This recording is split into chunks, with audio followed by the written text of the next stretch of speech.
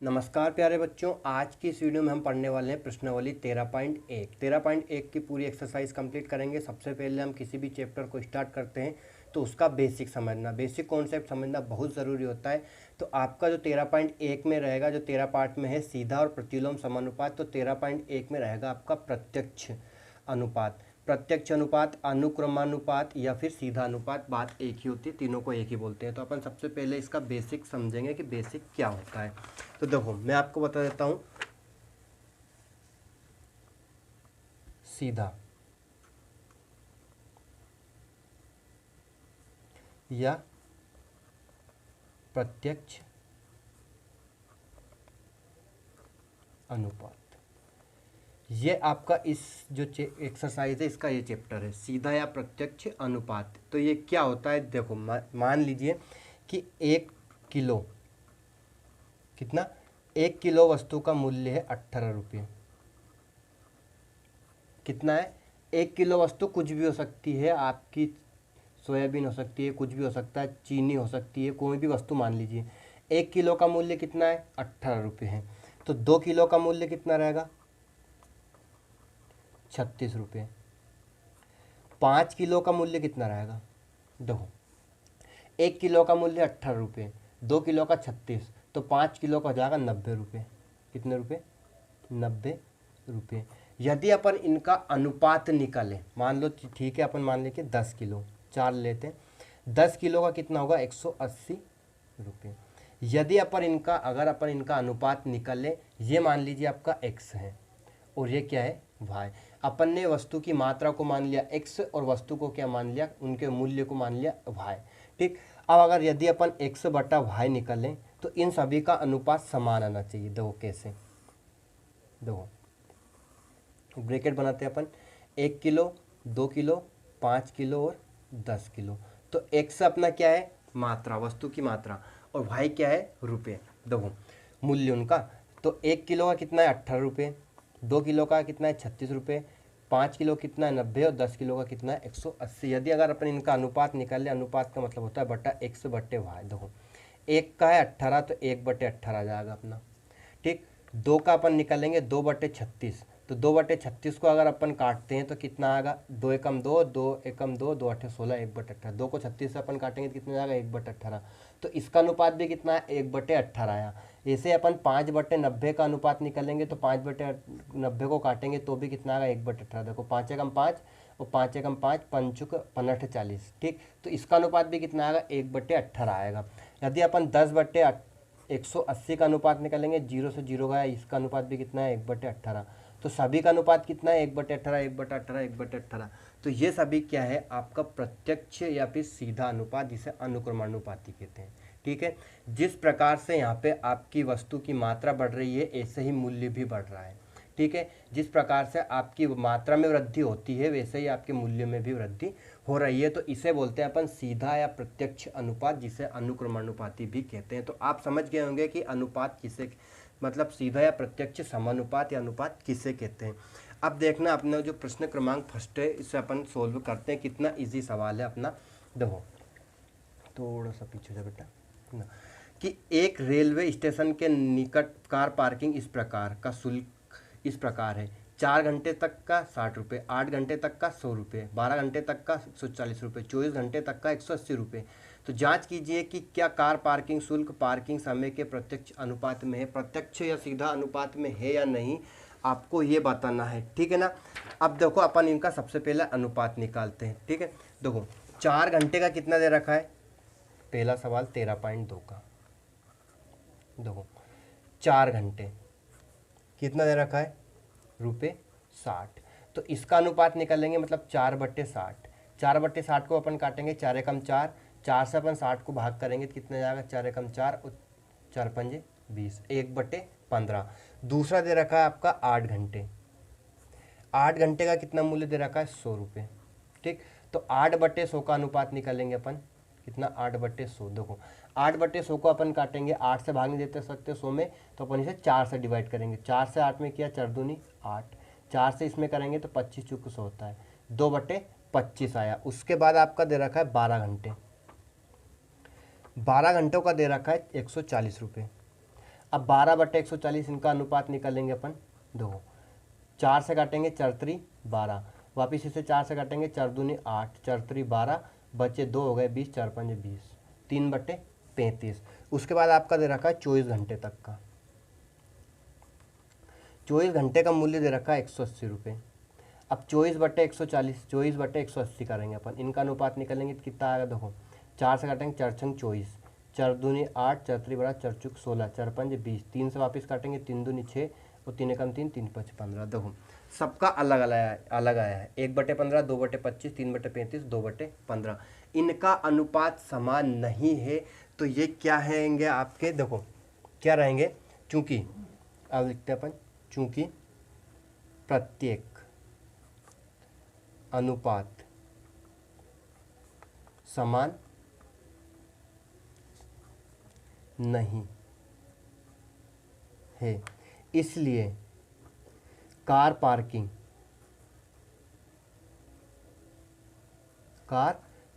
शुल्क, पार्किंग समय के प्रत्यक्ष अनुपात में नहीं है। तो ये आपका क्वेश्चन नंबर फर्स्ट कंप्लीट हो चुका है। ठीक, कोई प्रॉब्लम नहीं, बहुत ही इजी सवाल है, बस आपको अनुपात निकालना है। समान अनुपात है तो प्रत्यक्ष अनुपात में है, और समान अनुपात नहीं है तो प्रत्यक्ष अनुपात में नहीं है। अब देखते हैं अपन क्वेश्चन नंबर सेकंड। देखो दूसरा सवाल है अपना कि एक पेंट के मूल मिश्रण के 8 भागों में लाल रंग के पदार्थ का एक भाग मिश्रण तैयार किया गया। एक भाग मिलाकर निम्नलिखित सारणी में मूल मिश्रण के वे भाग ज्ञात किए जिन्हें मिलाए जाने की आवश्यकता है। देखो ये आपकी सारणी दे रखी है। लाल रंग के पदार्थ है 1 4 7 12 20, और मूल मिश्रण के भाग है अपने 8, और ये 2 4 खाने हैं वो आपको खाली दे रखे हैं। ठीक है ना, तो अपन मान लेंगे कि लाल रंग के पदार्थों को क्या मान लेंगे, x, और मूल मिश्रण के भाग को क्या मान लेंगे, y। क्या मान लेंगे, y। देखो अपन हल करते हैं दूसरा सवाल, प्रश्न क्रमांक 2। माना कि लाल रंग के पदार्थ के भाग x तथा मूल मिश्रण के भाग y है। ठीक, अब देखो जैसे जैसे लाल रंग के पदार्थ में वृद्धि होगी, ठीक, जैसे जैसे लाल रंग के पदार्थ में वृद्धि होगी वैसे वैसे मूल मिश्रण के भाग में भी वृद्धि होती है। अतः यह प्रत्यक्ष अनुपात की स्थिति बन रही है। किस अनुपात की स्थिति बन रही है, प्रत्यक्ष अनुपात की स्थिति बन रही है। क्यों, क्योंकि यहाँ पे 1 4 7 12 20, तो 1 का 8 है तो 4 का अधिक ही होगा, 7 का भी अधिक होगा, तो ये क्या है आप में प्रत्यक्ष अनुपात में है। अब ये प्रत्यक्ष अनुपात में है तो अपन इसे कैसे सोल्व करेंगे। देखो इसका पहला वाला देखते हैं अपन। ठीक, यहाँ क्या दे रखा है 1/8। देखो 1/8 बराबर, ये आपका 4 है तो 4 के बाद क्या लेंगे अपन, x ले लेंगे। इसे क्या मान लिया अपन ने, x1। देखो 4 के बटे में क्या जाएगा, x1। ठीक, अब इसे क्रॉस गुणा करते हैं, बराबर में होता है क्या करते हैं, क्रॉस गुणा। 1 का x1 में करेंगे तो कितना जाएगा, x1 बराबर 8 का 4 में करेंगे कितना जाएगा, 32। तो पहले वाले में क्या जाएगा आपका 32 आ जाएगा। ठीक, दूसरा सवाल अपन हल करते हैं। देखो 1/8 बराबर, इधर क्या दे रखा है 4 बटे, अब इसे मान लेंगे अपन y आएगा y2, ये y1 है, x तो ये माना था अपन ने, मिश्रण को y माना, तो यहाँ कितना जाएगा आपका 4/y2। अब दो क्रॉस गुणा करेंगे, y2 का 1 में हुआ तो y2 बराबर 8 का 4 में हुआ तो कितना गया 32। तीसरा सवाल है अपना 1/8 बराबर, तीसरे में क्या दे रखा है 7 बटे, तीसरा है इसलिए अपन क्या मानेंगे इसे y3। ठीक, अब वापस गुणा करेंगे, y1 का y3 1 में हुआ y3, 8 का 7 में हुआ 8 7 56। ठीक, ये तीसरे के बाद चौथा लेते हैं अपन। देखो चौथे में क्या दे रखा है 12, तो 1/8 बराबर 12/y4। अब इनका क्रॉस गुणा कर लेंगे, क्या आएगा, देखो y4 का 1 में हुआ y4 बराबर 12 का 8 में होगा 12 8 96। ठीक, क्योंकि ये प्रत्यक्ष अनुपात में है इसलिए अपन ऐसा कर रहे हैं। पाँचवा दे रखा है आपका 1/8 बराबर 2, 20 बटे y5। y5 का 1 में होगा y5 बराबर 20 का 8 में होगा कितना जाएगा 160। देखो अब आपका आंसर आ चुका है। 4 का कितना होगा 32, 7 का कितना होगा 56, 12 का कितना होगा 96 और 20 का कितना होगा 160। देखो जैसे जैसे लाल रंग के पदार्थ में के भाग में वृद्धि होगी वैसे वैसे मूल मिश्रण के भाग में भी क्या होगी वृद्धि होगी। तो ये आपका क्वेश्चन नंबर 2 भी कंप्लीट हो चुका है। अब थर्ड क्वेश्चन लेते हैं अपन कि प्रश्न 2 में यदि लाल रंग के पदार्थ के एक भाग के लिए 75 ml मूल मिश्रण की आवश्यकता है तो मूल मिश्रण के 180 ml में हमें कितना लाल रंग का पदार्थ मिलाना चाहिए। देखो ध्यान समझना, प्रश्न क्रमांक 2 ये आपका कि यदि लाल रंग के पदार्थ के एक भाग में 75 ml मूल मिश्रण, एक भाग में कितना है 8 के स्थान पे कितना जाएगा 75 ml आ जाएगा, कितना 75 ml। तो देखो अपन मान लेंगे अपन क्वेश्चन नंबर 3। तीसरा सवाल है माना कि लाल रंग के पदार्थ के भाग x तथा मूल मिश्रण की मात्रा y/ml है। ठीक, तो जैसे जैसे लाल रंग के पदार्थ के भाग में वृद्धि हो रही है वैसे वैसे मिश्रण की मात्रा भी उसी अनुपात में बढ़ रही है। तो यहाँ पे क्या जाएगा आपका, देखो x/y बराबर x/y, x1 y1 और x2 y2, जिस अनुपात में ये बढ़ रहे हैं उसी अनुपात में ये बढ़ रहे हैं। ठीक, तो एक अनुपात का कितना दे रखा है आपका 75 ml, कितना दे रखा है प्रश्न में कि 75 ml बढ़ रहा है। ठीक, बराबर तो कितने का पूछा है y का पूछा है। ठीक, तो y के स्थान सॉरी क्या अपन मान लेंगे x2, y2 में कितना दे रखा है 1800 ml, कितना 1800 ml में कितना लाल रंग का पदार्थ मिलाना चाहिए। तो 1/, कितना जाएगा अपना 75 और इधर 102 बटा कितना जाएगा 1800, क्रॉस गुना करेंगे। देखो 75 का 102 में होगा तो 75 102 बराबर 1800 का 1 में होगा तो कितना जाएगा 1800। ये भी उत्तर आपका बटे में पहुंच जाएगा। तो 102 बराबर 1800 बटे 75, 75 से इसे काट लेंगे अपन। देखो 5 से काटेंगे 75 से नहीं काट सकते, 5 का भाग 1800 देंगे तो 5 3 15 बचे 3 हो गए 30, 5 30 और ये 0, 5 का भाग 75 में देंगे, 5 एकम 5 बचे 2 हो गए 25, 5 25।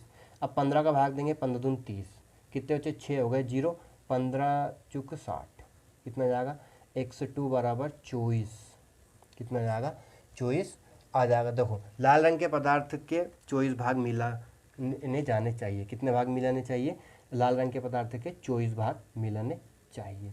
तो ये आपका क्वेश्चन नंबर 3 भी आसानी से कंप्लीट हो गया। बहुत ही इजी सवाल है, आप तो स्टेप बाय स्टेप इन्हें समझते जाइए, सीखते जाइए। अब देखो अपन क्वेश्चन नंबर 4 लेते हैं।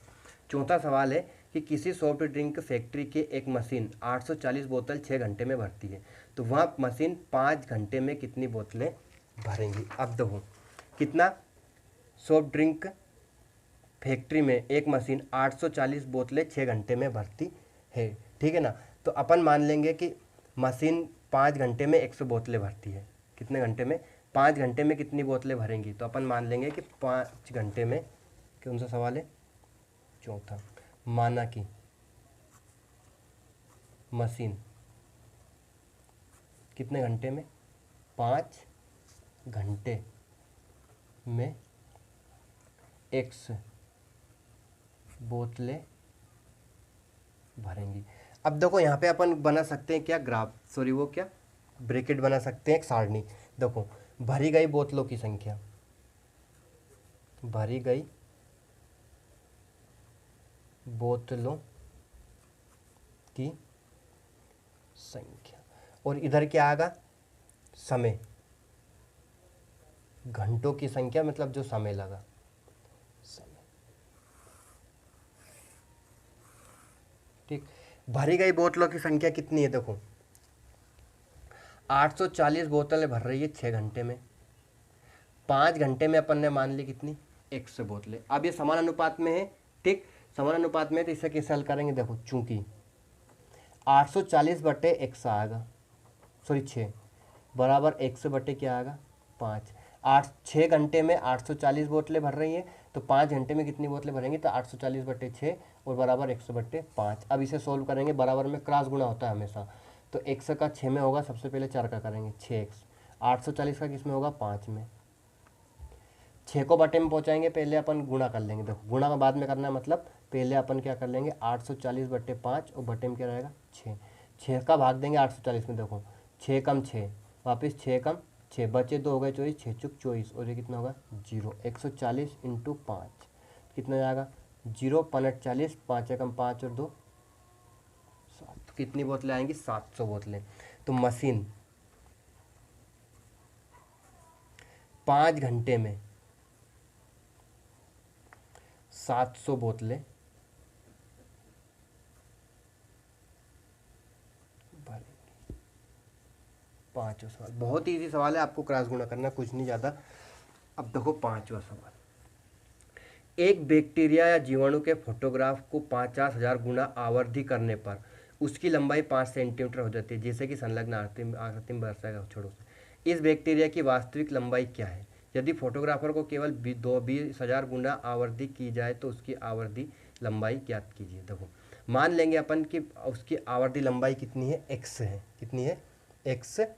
देखो ध्यान से समझना, प्रश्न को समझ लेना पहले कि 50,000 गुना करने पर 5 सेंटीमीटर बढ़ती है और 20,000 गुना करने पर कितना बढ़ेगी। तो अपन लिख लेंगे माना कि, देखो क्या मान लेंगे अपन, माना कि 20,000 गुना करने पर कितना x सेंटीमीटर लंबाई बढ़ती है, ठीक।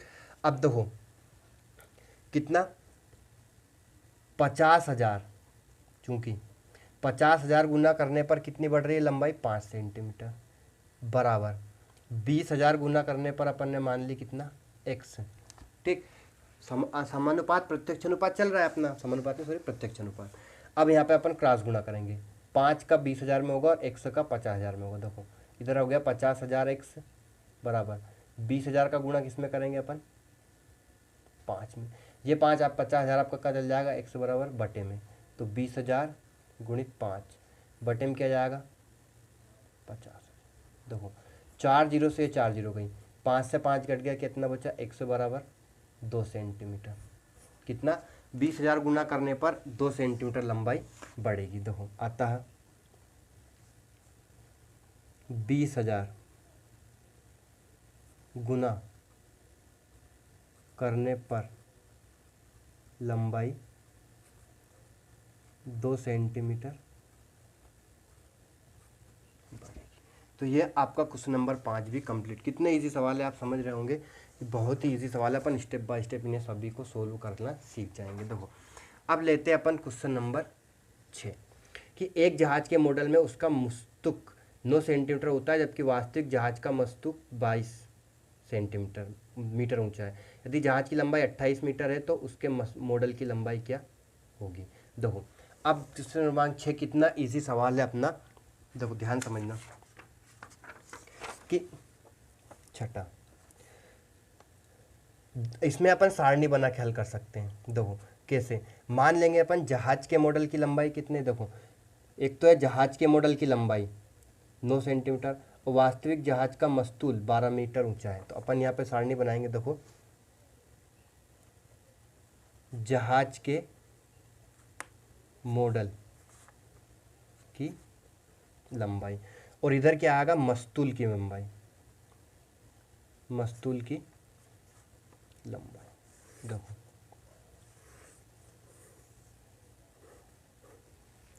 जहाज के मॉडल उसका मस्तूल 9 सेंटीमीटर ऊंचा है, ठीक। एक जहाज के मॉडल में उसका मस्तूल 9 सेंटीमीटर ऊंचा है। तो देखो 28 सेंटीमीटर, एक जहाज की लंबाई 28 सेंटीमीटर है, ठीक। तो उसके मॉड्यूल की लंबाई कितनी होगी, एक्स मान लेंगे अपन। ठीक, जहाज के मॉडल की लंबाई कितनी है, एक्स है।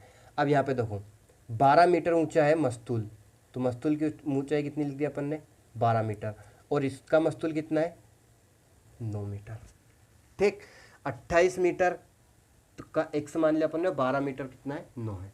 ठीक, अब इसे अपन मान लेंगे क्या, कि माना कि मॉड्यूल की लंबाई कितनी है, एक्स, माना कि मॉडल की लंबाई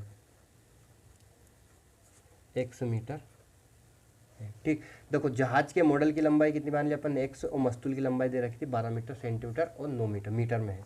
ठीक, अब देखो चूंकि 28/12 और एक्स बटे 9। ठीक, अब इसे सोल्व करेंगे अपन, देखो क्रॉस गुणा करेंगे, 12 का एक्स में हुआ तो 12x, 28 का किस में करेंगे, 9 में, 12 को बटे में पहुंचा देंगे, 4 से काटेंगे, देखो 3 से, 3 क्या 9, 3 चौके 12, 3 का भागा दे दिया अपने, 4 से अपन 28 को काटेंगे, 4 7 28, 7 का गुणा 3 में करेंगे तो x बराबर कितने आएगा, 7 × 3 21 सेंटीमीटर। तो अतः मीटर, सॉरी सेंटीमीटर नहीं, मॉडल की लंबाई 21 मीटर है। तो ये आपका क्वेश्चन नंबर 6 भी कंप्लीट, बहुत ही इजी सवाल है, आपको सारणी बना के और प्रत्यक्ष अनुपात में रख के हल कर देना है। देखो अब लेते हैं अपन 7वां सवाल, कि मान लीजिए कि 2 किलोग्राम चीनी में 9 × 10 की घात 6 क्रिस्टल है, निम्नलिखित चीनी में कितने चीनी के क्रिस्टल होंगे। अब देखो कौन सा, 7वां सवाल। ठीक, अब देखो चीनी की मात्रा दे रखी है और क्रिस्टल की संख्या दे रखी है। देखो अपन यहाँ पे लिखेंगे चीनी की मात्रा, सबसे पहले तो अपन सारणी बनाएंगे, और इधर क्या दे रखा है, मूल क्रिस्टल, क्या दे रखा है, क्रिस्टल। देखो 2 किलोग्राम का कितना है, 9 × 10 की घात 6। ठीक, 5 किलोग्राम का पूछा है और कितने का पूछा है, 1.2 किलोग्राम का।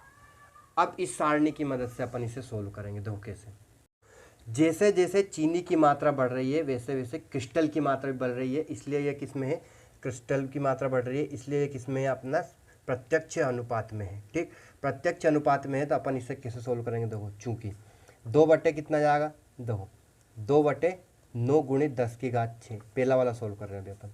ठीक, बराबर 5 बटे, अपन ने इसे क्या मान लिया, x1, और इसे क्या मान लेंगे, x2, तो क्या जाएगा, x1। ठीक, 2 किलोग्राम का कितना है, 9 × 10 की घात 6, तो 5 किलोग्राम का कितना लेंगे, 101 मान लिया अपन ने। ठीक, अब इसे सोल्व करेंगे, देखो क्रॉस गुणा करेंगे, 2 का 101 में होगा, 2x1 बराबर 5 का गुणा 9 × 10 की घात 6 में होगा। देखो 5 का गुणा,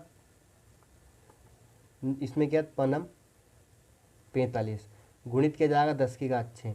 अब ये 2 कहाँ हो जाएगा आपका, बटे में। देखो x1 बराबर 45 × 10 की घात 6/2। ठीक, अब देखो इसे कैसे सोल्व करेंगे, 2 का भाग इसमें देना है, 45 में देना है। देखो x1 बराबर 2 का भाग 45 में देंगे अपन, 2 दूनी 4, 2 दूनी 4, 0.25 10 गुणित 10 की घात 6। तो 5 किलोग्राम चीनी में कितने, 22.5 × 10 की घात 6 क्रिस्टल होंगे।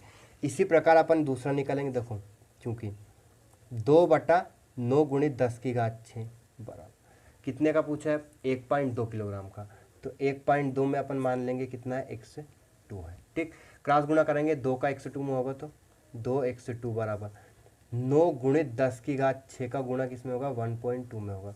अब इस 2 को अपन बटे में पहुंचा देंगे तो x2 बराबर कितना आएगा, 9 × 10 की घात 6 गुणित 1.2, बटे में कितना जाएगा, 2 आ जाएगा। देखो 2 से अपन 1.2 को काटेंगे, 2 एकम 2, अब 1 में जा रहा है तो 0 पॉइंट लगाएंगे, पॉइंट के बाद की संख्या ले रहे हैं अपन, 12 हो गए तो कितना जाएगा, 2 × 12। अब 9 का गुणा अपन 6 में करेंगे, 9 × 6 54, तो x2 बराबर कितना आएगा, 54। 54 में कितने अंक के बाद पॉइंट लगाना है, पॉइंट के बाद अंक गिन लिया अपन ने 1, गुणित किया जाएगा 10 की घात 6। तो ये आपके क्वेश्चन नंबर 7वें के दोनों सवाल कंप्लीट, बहुत ही ये सवाल है, कोई प्रॉब्लम है ही नहीं इनमें तो। आप बस प्रत्यक्ष अनुपात देख लीजिए कि आप प्रत्यक्ष अनुपात में है, तो आप इस प्रकार से लिख के या सारणी बना के आप हल कर सकते हो। देखो अब लेते हैं अपन क्वेश्चन नंबर 8वां सवाल। देखो 8वां सवाल दे रखा है कि रश्मि कौन है, रश्मि के पास एक सड़क का मानचित्र है जिसमें पैमाने में 1 सेंटीमीटर की दूरी 18 किलोमीटर निरूपित करती है। अवधि वह उस लड़के पर अपनी गाड़ी से 75 उस सड़क पर अपनी गाड़ी से 72 किलोमीटर की दूरी तय करती है, तो उसके द्वारा तय की हुई दूरी मानचित्र में क्या होगी। देखो अपन मान लेंगे 8वां सवाल, माना कि मानचित्र में दूरी 1 सेंटीमीटर है, कितने घंटे की, 72 घंटे की दूरी उसके द्वारा तय की मानचित्र में। देखो अब यहाँ पे अपन जो सारणी बनाएंगे वो किस टाइप से बनेगी। देखो एक तो है आपकी मानचित्र में दूरी, मानचित्र में दूरी, उसकी बाद है आपकी सड़क की दूरी। ठीक, अब देखो 1 सेंटीमीटर में कितना है, 18 किलोमीटर, तो 1 सेंटीमीटर में कितना है, 18 किलोमीटर। उसके बाद अपन ने 1 से सेंटीमीटर में कितना निकालना है, 72, मतलब 72 किलोमीटर में कितना है, देखो 72 किलोमीटर में कितना दूरी मानचित्र में रहेगी। ठीक, तो यहाँ पे एक चीज़ और लिख देना, ये आपकी सेंटीमीटर में है और ये किसमें आपकी किलोमीटर में है। चूँकि देखो क्या जाएगा, 1/18 बराबर 1/72। देखो जिससे जैसे मानचित्र में दूरी बढ़ रही है वैसे वैसे सड़क की दूरी भी बढ़ रही है, तो ये किसमें समान अनुपात में है। तो 1/18 बराबर क्या जाएगा, 100/72। क्रॉस गुणा करेंगे, 18 का 100 में हुआ तो 18x, 72 का 1 में होगा तो कितना जाएगा, 72। 18 बटे में पहुँचा देंगे तो 72/18, तो कितना जाएगा, 18 दूनी 36, 18 तो 54, 18 चौक 72, 4 किलोमीटर। कितना जाएगा, 4 किलोमीटर आ जाएगा 8वां सवाल का आपका आंसर। बहुत ईजी था। तो उसके द्वारा तय की गई दूरी 4 किलोमीटर, सॉरी किलोमीटर नहीं सेंटीमीटर आएगा, मानचित्र में दूरी पूछी ना, कितना जाएगा, 4 सेंटीमीटर है। तो ये आपका क्वेश्चन नंबर 8 तक का कंप्लीट हो चुके हैं। अब करते हैं अपन प्रश्न क्रमांक 9। देखो प्रश्न क्रमांक 9 और 10 और आपके 13.1 कंप्लीट हो जाएगा। देखो 9वां सवाल है कि एक 5 मीटर 60 सेंटीमीटर ऊंचे ऊर्ध्वाधर खंभे की छाया की लंबाई 3 मीटर 20 सेंटीमीटर है, उसी समय पर ज्ञात कीजिए। आपके इसमें 2 सवाल है। ठीक, तो अब अपन इसे सोल्व कर देखते हैं। 9वां सवाल देखो, 5 मीटर से 60 सेंटीमीटर ऊंचे ऊर्ध्वाधर खंभे की छाया की लंबाई। देखो यहाँ पे खंभे की लंबाई है और क्या दे रखा है, छाया की लंबाई है। देखो 9वें सवाल का अपन पहला सवाल सोल्व करते हैं। ठीक है ना, पेन थोड़ी गड़बड़, 9th का पहला सवाल अपन क्या है। देखो पहले सवाल में है कि 10 मीटर 50 सेंटीमीटर ऊंचे खंभे की छाया की लंबाई ज्ञात कीजिए। तो अपन मान लेंगे, माना कि छाया की लंबाई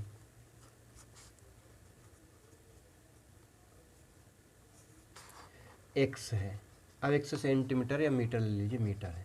ठीक, अब देखो अपन यहाँ पे अपन सारणी बनाएंगे। पहला सवाल कर रहे हैं, एक तो है खंभे की लंबाई और है छाया की लंबाई। ठीक, अब देखो 5 मीटर 60 सेंटीमीटर ऊंचे खंभे, खंभे की कितनी हो गई, 5 मीटर और 60 सेंटीमीटर।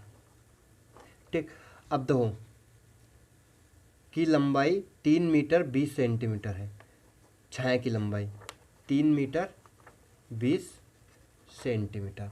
उसके बाद अब 10 मीटर ऊंचे खंभे की, देखो 10 मीटर 50 सेंटीमीटर ऊंचे खंभे, अन्य खंभे की छाया की लंबाई, छाया की लंबाई क्या मान लिया अपन ने, x।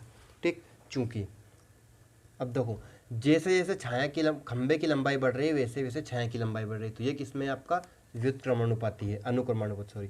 तो अपन इसे क्या लगेंगे, चूंकि 5 मीटर 60 सेंटीमीटर बटे 3 मीटर 20 सेंटीमीटर बराबर कितना जाएगा, 10 मीटर 50 सेंटीमीटर बटा में x। अब देखो क्रॉस गुणा करेंगे, x का इसमें होगा तो ये ऐसा किसी लिखे जाएगा, 5 मीटर 60 सेंटीमीटर बटे 3 मीटर 20 सेंटीमीटर, सॉरी गलत हो गया, 5 मीटर 60 सेंटीमीटर इंटू एक्स बराबर 10 मीटर 50 सेंटीमीटर गुणित कितना आएगा 3 मीटर 20 सेंटीमीटर। अब देखो ध्यान समझना, अपन इन्हें पॉइंट में लिखेंगे, ठीक। तो ये कितना जाएगा 5.60 मीटर।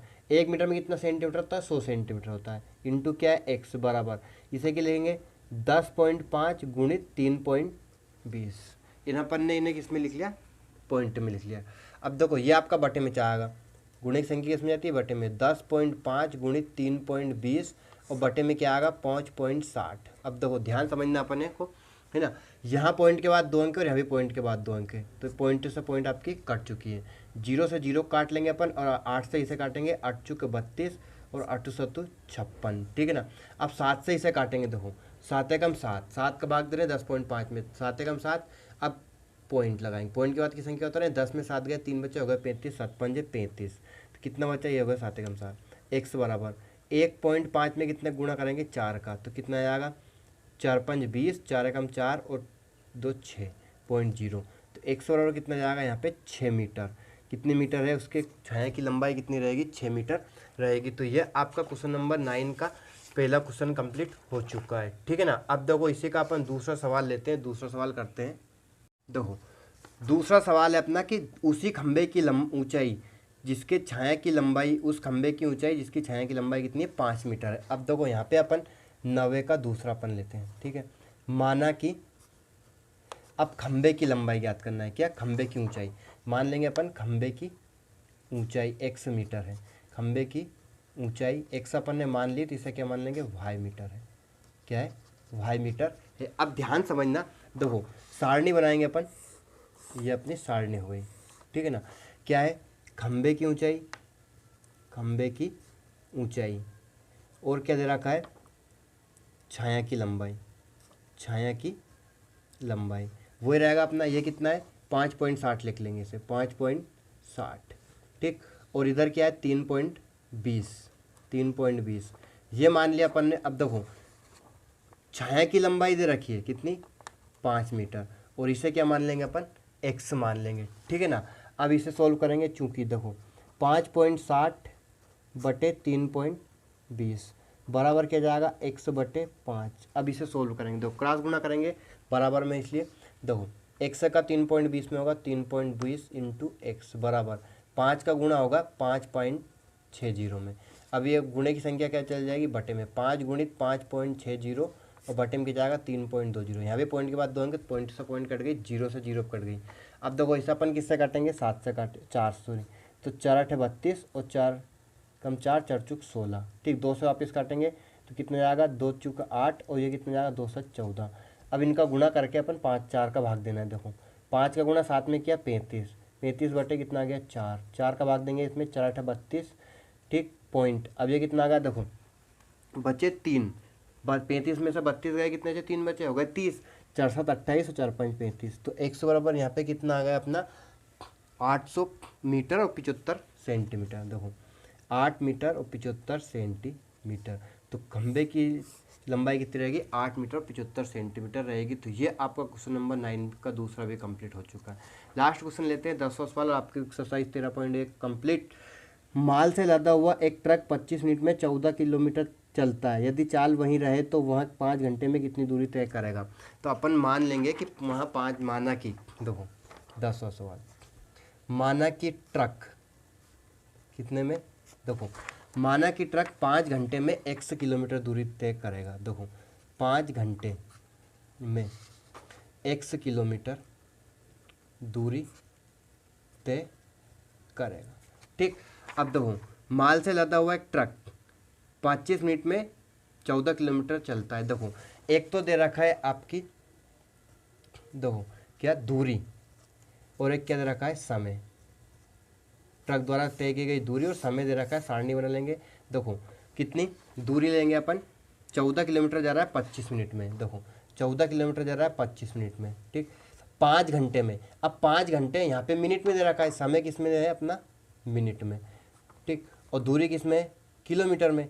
तो अब यहाँ देखो 25 मिनट है, ठीक। अब 25 मिनट है और 5 घंटे, 5 घंटे में अपन मिनट कन्वर्ट करेंगे, देखो चूँकि 1 घंटे में कितने मिनट होते हैं, 60 मिनट, ठीक, 60 मिनट होते हैं, तो 5 घंटे में कितने रहेंगे, देखो 5 × 60 कितना जाएगा, 300 मिनट, कितना, 300 मिनट रहेगा। तो यहाँ पे क्या लिख देंगे, 300 मिनट में, और यहाँ पे क्या लिख लेंगे अपन, x दूरी तय करेगा। अब इसे अपन ये समानुपात में है तो इसलिए अपन व्युत्क्रमानुपात में, तो अपन इसे सोल्व करेंगे 14/25 और यहाँ कितना जाएगा 100/300, ठीक।